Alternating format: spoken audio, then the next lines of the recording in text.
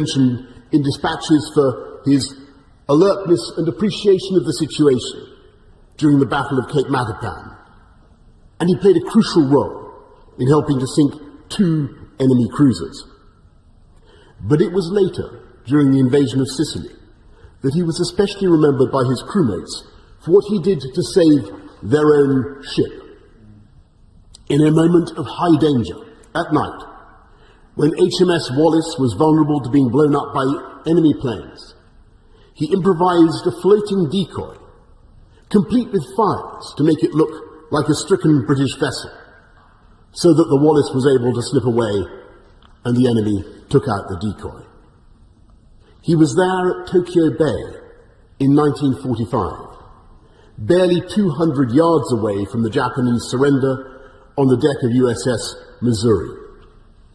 But he wasn't content just to watch history through his binoculars.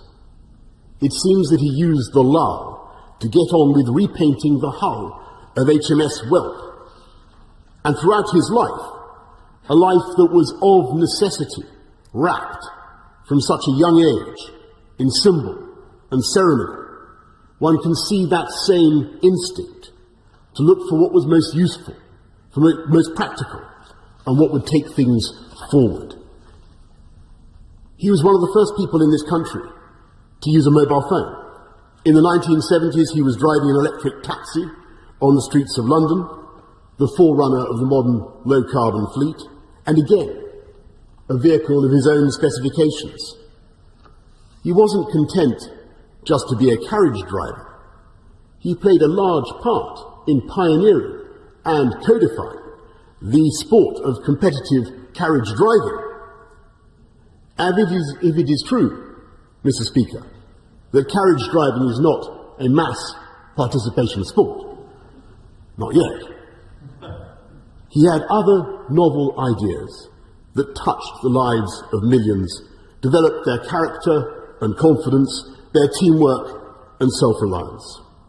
It was amazing and instructive to listen on Friday to the Cabinet's tributes to the Duke and to hear how many of them were proud to say that they or their children had benefited from taking part in his Duke of Edinburgh award schemes.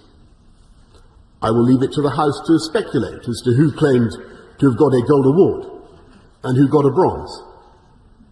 But I believe those ministers spoke for millions around the world, across this country, who felt that the Duke had in some way touched their lives. People whose work he supported in the course of an astonishing 22,219 public engagements. People he encouraged, and people, yes,